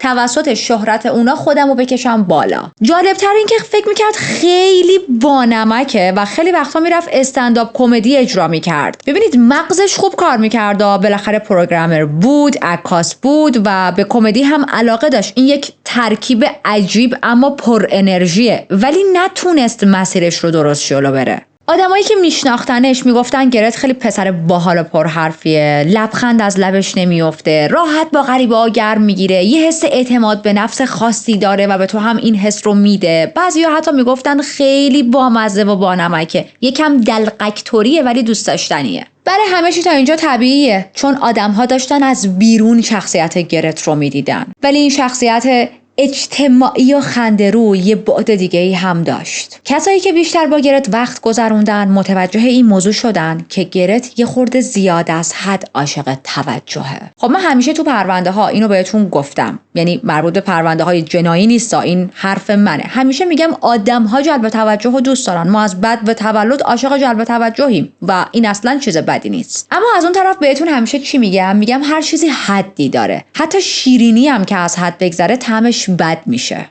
گرت همونجوری نبود که فقط عاشق جلب توجه باشه، از حدش گذشته بود. اینجوری بود که من باید همیشه در همه جا مرکز توجه باشم. یا خیلی جا توی صحبتاش یک غرور و خودخواهی ته حرفاش بود، یه مدلی که من خیلی چوس خاصیم و به در کونش میگفت دنبالم نیا بو میدی. و وقتی با یک نفر وارد رابطه میشد تازه این بعد نگران کننده خودش رو نشون میداد. یعنی آدم‌ها تا زمانی که از بیرون میدیدنش و خیلی بهش نزدیک نبودن واقعا نمیفهمیدن. یکی از مهمترین دوره‌های زندگیش سال 2009 بود، همون سالی که توی یه مهمونی توی لس آنجلس امی رو دید. گرت یه نگاه به امی انداخت و رسما عاشقش شد. از همون شب با دوربینش افتاده بود دنبالش. ولی بذارید من اینجا رو یک اصلاحی بکنم. به نظر من گرت عاشق امی نشد. با توجه به شناختی که ازش داریم، گرت امی رو دید که هنوز با کسی توی رابطه نرفته، پتانسیل این رو داره که خیلی معروفتر از این بشه و چه تیکه خوبی بذار خودمون رو بچسبونیم بهش. این چیزی بود که گرت توی امی دید. حالا شاید بعدها یک علاقه‌ای هم به وجود اومده بود، نمیدونم. به نظر من همچین شخصیت‌ها هیچ وقت نمیتونن واقعا از ته دل عاشق یک نفر باشن.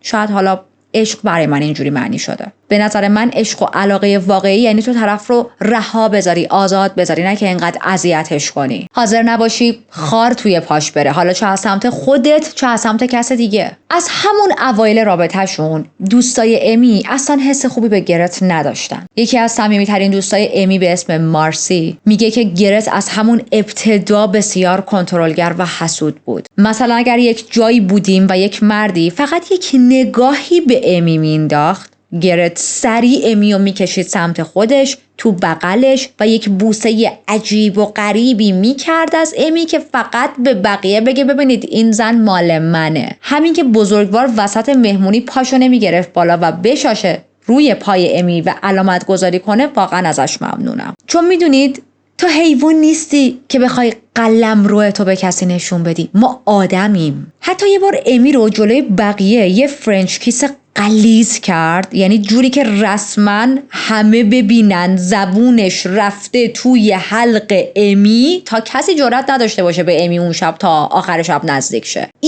نه که با فرنچ کیس مشکل داشته باشم ولی تصور این که گرت فرنچ کیس کنه حالمو به هم میزنه. ولی خب تاکسیک بودنش فقط تا همین حد نبود، بسیار پرخاشگر بود. خیلی زود مودش میتونست عوض شه، زبون بسیار نیشداری داشت، خیلی با کنایه حرف میزد، همیشه به امی متلک مینداخت و وقتی امی ناراحت میشد سری میگفت شوخی کردم، چرا جدی میگیری؟ این فقط یه شوخی بود. ولی خب ته این فقط شوخی بود یک حس تحقیر و کنترل بود. بچه‌ها یک خاطره راجع به این شوخی کردم میخوام کیس که تموم شد واسهتون تعریف کنم. حالا اینجا نمیگم، در انتها که با هم یه گپ خودمونی و صمیمی داریم میگم، حتما یادم باشه. anyway کم کم کاری کرد که امی از خیلی از دوستاش فاصله بگیره، چون دوستاش از بودن کنار گرت احساس ناراحتی میکردن. حتی مارسی گفته بود که من وقتی میفهمیدم گرت هم توی یک مهمونی ترجیح میدادم کلاً اون مهمونی رو نرم. این رفتارها مال موقعیه که هنوز سابقه کیفری براش درست نشده بود. توی کارش خیر سرش مثلا حرفه‌ای بود و برای بعضی‌ها آدم قابل اعتمادی بود، ولی زیر این ظاهر نرمال یه آدم با اختلال شخصیتی عمیق، حس مالکیت شدید و ترس از رها شدن خوابیده بود. همه اینا رو براتون گفتم تا بدونید برخلاف خیلی از قاتل‌هایی که با هم بررسی کردیم و زندگی‌های حالا مثلا سختی داشتن،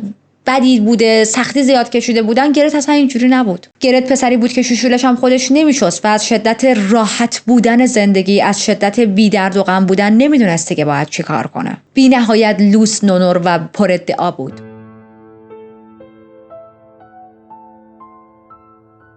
برگردیم به دستگیریش. الان گرت رو دستگیر کردن و چون از قبل این قتل رو برنامه ریزی کرده بوده، توی کمین نشسته بوده، برهاش روز مشخص کرده بوده، اینا همه باعث میشه که اتهاماتش سنگین تر بشه. وقتی که گرت رو دستگیر میکنن توی خونه گرت هم یه سرنگی پیدا میکنن که دقیقاً شبیه همون سرنگی بود که توی خونه امی وجود داشت. حالا اینجا رو گوش کنید. گرت به یه دختری که باهاش توی رابطه بوده، خب روز ولنتاین بود دیگه، روزی که به امی حمله کرد، به این دختره گفته بوده که ببین من برای روز ولنتاین خیلی سرم شلوغه، ولی حتما بعد از ولنتاین با هم یک برنامه میذاریم. خب چرا تا روز ولنتاین سرت شلوغه در حالی که دوست دختر داری؟ چون داشت خودشو برای کشتن دوست دختر قبلیش آماده میکرد. بعد همون روزی که امی رو کشت رفته اون دوست دخترش رو دیده و بهش گفته که فردا حتما با هم میریم نمیدونم باشگاه تیراندازی و دوچرخه سواری و انگار نه انگار که تو از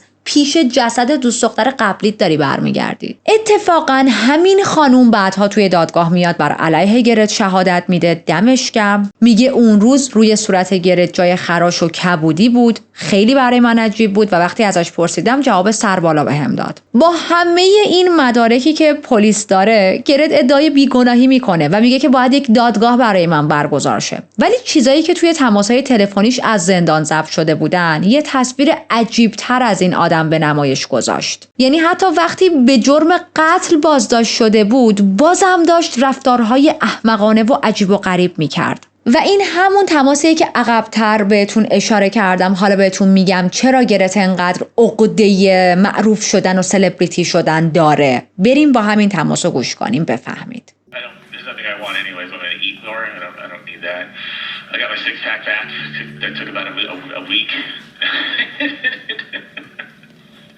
So, I mean, if you want to go to jail, if you want to get fit, maybe do that. Are you trying to sell your shit? What are you trying to do? Move it down there, get a U-Haul down there? What? Well, yeah, a combo. So, one thing is, obviously, my name is a big thing right now. So, if you could sell stuff as mine to, like, weird collectors, you should be able to get more money for it. You know that's a real thing? You know that's a real thing? Yeah. And same thing with my car. My car isn't paid off, so hopefully I can sell that for more than it's worth. They're the same thing. And yeah, so whatever my brother wants to have, he can have, and whatever he doesn't want, it needs to get sold, so he doesn't have to move it if possible. And yeah, hopefully try to do that. I also told he probably won't do it. I told him to get all the 6,000 jokes I've written from my Google Docs. I told him to get them and then turn them into a book and sell it online as my book jokes because I don't make money. شما رو نمیدونم، ولی من بعد از شنیدن این صحبت‌هاش رسما دلم میخواست برینم تو سرش. آخه یه آدم چقدر میتونه خودشیفته باشه. تو یک زن بسیار موفق و معروف رو به قتل رسوندی، سالها استاکینگ انجام میدادی و الان داری توی زندان راجب سیکس پکت و معروف شدنت و پول در آوردنت توی زندان حرف میزنی؟ میدونید رسما داشت خودشو شبیه یک نویسنده معروف یا یه سلبریتی میدید تو ذهنش، نه یک قاتل عوضی که یه زنی رو از بالکن پرت کرده پایین. حالا بیایید از وکلاش بهتون بگم. درسته که پلیس در این پرونده خیلی سریع و خوب عمل کرد. آیا به این معناست که وکلا هرسمون ندن؟ نه خیر، وکلا قراره هرس بدن. وکلای گرت توی دادگاه گفتن که اصلاً گرت امی رو نکشته. گفتن احتمال داره که امی اون شب به صورت تصادفی از بالکن افتاده باشه پایین و کل این اتفاق یک تراژدی تصادفی بوده و این در حالیه که دور گردن امی جای خفگی وجود داشته. ببینید چقدر آدم با پر رو باشه. درباره اون سرنگی که پیدا شده بود هم تو خونه امی هم شبیهش توی خونه گرت، میگن شما نمیتونید بگید 100% این سرنگو گرت آورده تو خونه امی. شاید یک اتفاق بوده، یک تشابه بوده، به خاطر اینکه هیچ آثاری از تزریق این سرنگ توی مثلا مواد این سرنگ توی بدن امی وجود نداشته. اصلا شاید گرت اینو به خودش آورده بوده ولی به هر دلیلی آورده بوده و دلیلش به خاطر کشتن امی نبوده. آره دیگه خیلی عادیه. مثلا همه ما یه سرنگی که حاوی نیکوتین مایع باشه در طول روز همیشه همراهمون هست. غیر از اینه؟ شاید مثلا دستمال کاغذی با خودمون تو کیفمون نذاریم، شاید مثلا کلید خونمون رو نذاریم، شاید سیگار و لایتر رو نمیدونم ویپ و اینا همراهمون نباشه، آینه و کیف پول نداشته باشیم. اما امکان نداره آدمی یک سرنگی که توش نیکوتین مایع هست فراموش کنه همراه خودش ببره. دادستانی هم حرفی میزنه. خب درست میگم وکلاش دیگه خیلی عادیه. ولی خب با این چرت و پرت گفتن‌های وکلا باز هم دادستانی واقعا پرونده محکمی داشت و مدارک اونقدر زیاد بود که هر چیزی رو می‌خواستن ایراد بذارن باز نشون میداد که گرت قاتله. به یه پوینت دیگه اشاره می‌کردن بازم گرت قاتله. یکی از مهمترین چیزهایی که توی دادگاه آوردن وسط پیام‌ها و ایمیل‌های امی بود که توش مستقیما راجع به ترسی که نسبت به گرت داره نوشته بود که منم بخشیشو براتون در طول پرونده خوندم و عکسشو گذاشتم. یعنی امی همیشه ترس از گرت رو داشته توی یک بخشی از زندگیش. اون زمانی که نداشته چون گرت رو ندیده بوده. به محض اینکه اون شب توی رد کارپت میبینتش باز هم ترس میاد سراغش. از اون طرف شواهد علمی وجود داره که نشون میداد امی خفه شده. پس اینو میخواید چیکار کنید؟ خودش خفه کرده بعد از بالکن پرت کرده پایین. یه سریا میان شهادت میدن بر علیه گرت و میگن که درست چند ساعت قبل از قتل گرت خیلی رفتاراش عجیب و غریب بود و خب این هم یک نشونه بارزه از کسایی که میخوان قتل انجام بدن. چند ساعت قبل از قتلی که از قبل برنامه‌اش رو ریختن رفتارشون عوض میشه. و از همه مهمتر که فراموشش نکنیم گذاشته بودم اینجا بهتون بگم، اون لکه کوچیک، لکه خونی که گفتیم آفتاب زد دیدنی شیشه‌ای کوچولو خونیه، اون خون متعلق به گرت بود و دیگه دی ان ای که دروغ نمیگه. شیشه رو شیکونده، یه جاش خونی شده و خیلی همین ذره خونه کم بود، اما این دیگه واقعا مدرکی بود که به هیچ عنوان وکلاش نمیتونستن بگن نه گرت اون شب حضور نداشته و نکرده و نبوده. و گرت که اصلا توی دادگاهش نمیاد بگه چه نقشه‌ای تو سرش داشته و میخواسته چی کار کنه، به خاطر اینکه خب اصلا ادعای بیگناهی کرده بود. اما دادستانی یک داستانی رو میاره وسط، یک احتمالی میده، میگه احتمالاً اینجوری بر اساس این نقشه گرت میخواسته عمل کنه. حالا اون نقشه چی بوده؟ میگه این سرنگو آورده بود تا با اون سرنگ نیکوتین بتونه امی رو بکشه، اما وسطای کار، یعنی همون جوری که داشته استاکینگ می‌کرد و منتظر بوده امی بیاد، تصمیمش عوض میشه و میگه بذار یک روش دیگه ای رو امتحان کنم. احتمالاً میشه خودش فکر کرده اگر میزان دوز این نیکوتین زیاد نباشه و امی رو نکشه و بعد بره شهادت بده و من پام گیر بیفته چی؟ پس بهتر یک روشی رو انجام بدم که 100% مطمئن شم این زن میمیره. پس وایساده به محض اینکه امی وارد اتاق شده بهش حمله کرده، خفش کرده و بعد هم بدن بیجونش رو کشونده تا بالکن و از اون بالا پرتش کرده پایین. این سقوط امی باعث شده بود که لگنش خورد بشه، به کبدش آسیب برسه و مغزش هم ضربه ببینه. میدونید هدفش این بوده که جوری نشون بده که انگار امی خودکشی کرده و یا اصلا تصادفی از بالا پرت شده پایین. فقط بزرگوار به این فکر نکرده که آثار خفگی رو میخواید چیکار کنی؟ اینو میخواید چیکار کنی؟ این لامصب ردش میمونه. حتی اگر یه کوچولو فشار بدی ردش میمونه. وکیلاش وقتی میبینن که اوکی دیگه نمیتونن بگن نه گرت کلن بیگناهه، میگن باشه اوکی قتل رو انجام داده، اما این قتل برنامه ریزی شده نبوده. گرت تو لحظه تصمیم گرفته. میگن که اوکی اگر واقعا داره راست میگه بذارید خودش بیاد و یک استیتمنتی بده توی دادگاه صحبت کنه، اما گرت قبول نمیکنه و خودش از خودش دفاع نمیکنه، به خاطر اینکه میدونسته احتمالاً هر چیزی بگه بدتر میشه و گن میزنه. بالاخره توی روز 29 سپتامبر سال 2023 بعد از بررسی‌های دقیق هیئت منصفه، گرت به قتل درجه 1 و ورود غیرقانونی با قصد جنایت محکوم شد. همچنین شرایط خاص جرم رو هم تایید کردن. یعنی چی؟ یعنی تایید کردن که گرت تو کمین نشسته بوده، از قبل نقشه کشیده بوده و با قصد قبلی اومده بوده که امی رو بکشه. حالا نه فقط به عنوان یک قاتل بلکه به عنوان یک شکارچی خونسرد شناخته شد که مثل یک طعمه دنبال کسی بود که سالها پیش از هم جدا شده بودن، ولی ذهنش هیچ وقت نتونسته بود امی رو رها کنه. حکم نهایی که بهش دادن حبس ابد بدون امکان آزادی مشروط بود. قاضی توی جلسه دادگاه میگه که گرت باید تا آخر عمرش بدون حتی یک روز آزادی پشت میله های زندان بمونه، چون این تنها چیزیه که این آدم مستحقشه. و مثل روال همیشگی بریم چند لحظه راجع به امی که قربانی پرونده امروزمونه با هم صحبت کنیم. امی زنی بود که دنیا رو متفاوت و زیبا کرد. همیشه سعی داشت به بقیه کمک کنه. شجاع بود، باهوش بود، قلب بسیار بزرگی داشت و با قلب بزرگش زندگی می‌کرد. آخرین پستایی که قبل از مرگش منتشر کرده بود درباره دوستی، عشق و آرامش درون بود. ولی کسی که سالها قبل ترکش کرده بود نتونست با تنهایی خودش کنار بیاد و آخرش تصمیم گرفت که جون با ارزش این زن رو ازش بگیره. یادش زنده و گرامی. برای دوستانی که نمیخوان تا آخر بمونن، ممنون تا اینجا همراه بودید. دمتون گرم. اگر که هنوز سابسکرایب نکردید و بار اول بود که ویدیو رو میدیدید و پرونده های جنایی دوست دارید، سابسکرایب کردن شما خیلی منو خوشحال میکنه.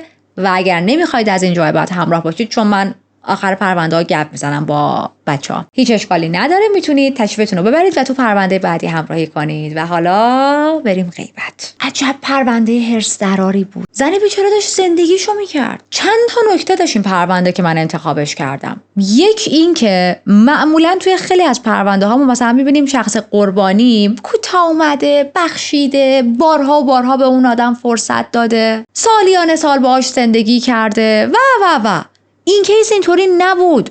یعنی این زن کلن رها کرده بود گرتو و باز هم بعد از 10 سال این آدم نتونسته یعنی اصلا نه رو نمیتونه بشنوه. یعنی میدونید یک استوری فقط حال راجب خشونت نبود، راجب وسواس، خودخواهی و پررو بودن مردیه که نه رو نمیتونست بپذیره. ببینید دنیایی که ما داریم توش زندگی میکنیم چقدر گوهه که مردهایی که داخلش هستن حتی کوچکترین چیز یعنی نشنیدن رو بلد نیستن. بله درسته همه مردها قاتل نیستن، اما اکثر مردها وقتی نمیشنون، وقتی مخالفت میبینن، حالا به یک چیزی، به یک اتفاقی یا به یک رابطه‌ای، رک تخم مرغاشون باد میکنه. این چندمین پرونده‌ایه که ما داریم با هم بررسی میکنیم و میبینیم توش وقتی یک زنی به اون رابطه، به اون مرد به هر دلیلی میگه نه، طرف قاطی میکنه، ناراحت میشه، عصبانی میشه و یک بلایی سر اون زن میاره. انگار اون زن به اون مرد یا اون رابطه نمیگه نه، انگار داره به جونش میگه نه، داره میگه نه من دیگه نمیخوام تو این دنیا زنده باشم. ما امیو دیدیم که تمام تلاششو کرد تا از دست این آدم در امان باشه، قفلای خونه رو عوض کرد، هم خونه داشت و دیگه واقعا آدم چیکار میتونه بکنه؟ حالا نمیدونم، شاید الان یه سری اساتید عزیز بیان بنویسن که خب شهرش رو عوض میکرد، کشورش رو عوض میکرد. عزیز من فکر کنم مگه به همین راحتیه؟ یه دونه خونه آدم میخواد عوض کنه 3 ماه درگیر میشه، چه حرفیه؟ بعد میگه همه میتونن بیان کل زندگیشون رو، شهر و کشورشون رو عوض کنن به خاطر اینکه یک دیوانه‌ای دنبالشونه. بعدم امی یک آدم معروف بود، هر جا میرفت باز این آدم پیداش میکرد. برای همین میگم ویکتیم بلیمینگ نکنید. خیلی وقتها هیچ چیزی نمیتونه جلوی یک مرد عوضی رو بگیره. یه فیلمی میدیدم، فیلم مثلا هی برمیگشت به زمان عقب، یه همچین حالتی، بعد طرف باید توی همون زمان عقب مثلا تصمیم‌های متفاوت میگرفت. یعنی چه جوری بگم، یه حالت لوپ میشد، یه تصمیمی میگرفت، میخوابید، دوباره از خواب پا میشد، نمیدونم میخوابید یا توی ماشین زمانی میرفت. انقدر فیلم دیدم مغزم همه رو با هم قاطی کرده. ولی حالا این پوینت نیست، اینو میخوام بگم هر بار که برمیگشت باید یک تصمیم متفاوتی میگرفت که یک اتفاقی نیفته و 10 بار 100 بار برگشته بود به عقب، تصمیم های متفاوت گرفته بود و باز در نهایت اون اتفاق بده میافتاد. میدونید بعضی وقتا واقعا اینجوریه. بعد در نهایت این کاراکتر اصلی این فیلم به این نتیجه رسید که بابا این اتفاق اصلا باید بیفته، من نباید سعی کنم جلوی این اتفاقو بگیرم، من باید سعی کنم بعد از این اتفاق یه راهکارم رو مثلا تغییر بدم. حالا الانم پوینتم همینه، بعضی وقتا ما هر راهی رو انتخاب کنیم، وقتی طرف حسابمون یه آدم عوضی باشه، مهم نیست چقدر حواسمون رو جمع کنیم، باز همون اتفاق میافته. مرگ امی هم خیلی دردناک بود برای اطرافیانش، هم خب خیلی ترسناک. به هر حال فقط یک زن موفق نبود، یک تراپیست بود، زندگی خیلی از زنها رو توی هالیوود و فراتر از اون نجات داده بود. خیلی ها دوستش داشتن، دایره دوستان و خانواده بزرگی داشت. و ببینید این آدم به زنهای دیگه، به مثلا زوجهای دیگه، به افراد دیگه کمک میکرد، کمک میداد و گرت با کشتن امی فقط امیو نکشت، بلکه فرصت نجات پیدا کردن خیلی های دیگر رو هم توسط امی از بین برد. اونجا که بهتون گفتم راجب گرت که فکر میکرد خیلی چوس نمکه و خیلی کمدین باحالیه و حتی باز اون بخشی که راجب صحبتی که تو زندان کرده بود با دوستاشو براتون گذاشتم که به دوستش میگفتش که من 6000 تا جوک نوشتم و الان باید اینا رو اگه میتونید بوک کنید، چاپ کنید، بفروشید، من معروف شدم، اینا خوب فروش میره. یا اونجایی که داشت هر میخندید راجب سیکس پکش صحبت میکرد و میگفت که آره من الان دیگه فرم بدنم حتی هم موقعی که خارج از زندان بودم بهتر نشده. خب این جوکاش همه یادتونه دیگه. یه چیزی که واقعا از همه اینا خنده‌دارتره و الان دلم میخواد واقعا برم پیداش کنم، بشونمش جلو بگم یادت اینجوری میگفتی، یادت اونجوری میگفتی. الان که چند سال توی زندانی و یه سری بدتر از خودت رو داری میبینی، هنوزم به نظرت اون حرفات خیلی خنده داره؟ هنوزم 6000 تا جوک داری که بنویسی چاپ کنی؟ میدونید کلش داغ بود اون موقع، هنوز بدرقه نشده بود تو زندان. الان دیگه قرار باقی عمرش رو جایی بگذرونه که هیچ زنی قرار نیست کنارش باشه تا آخر عمرش بدون امکان آزادی مشروط. اونم برای کی؟ برای مردی که عاشق زنها بود، عاشق این بود که تو پروپاچه سلبریتی‌ها بگرده، عاشق زندگی‌های خیلی پرزرق و برق و آنچنانی بود. حالا الان یه تیکه صابون کوچیک به زور شاید توی زندان گیرش بیاد. الان رفته یه جایی که دیگه نه کسی خریدار شوخیاشه، نه کسی خریدار دلبریاشه و نه میتونه دیگران رو تهدید کنه، چون چند تا گولاختر از خودش وایسادن و اصلا شوخی ندارن. اون لحظه‌ای که داشت راجع به سیکس پک ها شوخی میکرد، در حالی که جون یک زن رو گرفته، نمیدونست که قراره به زودی دونه دونه سیکس پک هاش تبدیل بشه به یک چوبی که میخواد بره تو دماغش، چون توی اون زندان هم پر از مردهایی که اکثرشون میزان خشونتشون از خودش بیشتره، مردهایی که از گرت میتونن به عنوان خلال دندونشون استفاده کنن و از خجالتش در میان. هرچند که هیچ کدوم از این حرفها نمیتونه امی رو برگردونه، ولی دست کم آدمی که این کابوس رو رقم زد، آدمی که 10 سال طرف رو استاک کرده، دیگه نمیتونه برگرده به جامعه و به کس دیگه آسیب بزنه. و حالا این خاطره، بهتون وسط کیس گفتم یه خاطره‌ای براتون آخر تعریف میکنم، یادم نرفته بود، یادم مونده بود. اونجایی که گفتم گرت به امی تیکه مینداخت، حرفای خیلی مثلا با تن و کنایه میزد، بعد امی که ناراحت میشد میگفت شوخی کردم. حالا میخوام اینو براتون تعریف کنم. من توی رابطه‌ای بودم و طرف همینطوری بود، از نظر شوخی کردمه، نه از نظر آزارهایی که گرت میداد، نه از نظر این شوخی کردمه. هر موضوع جدی رو، هر چیزی که واقعا قابل شوخی کردن نیست و یک انسان بالغ، یک انسان عاقل راجبش شوخی نمیکنه و میاد میشینه خیلی جدی با پارتنرش راجبش حرف میزنه.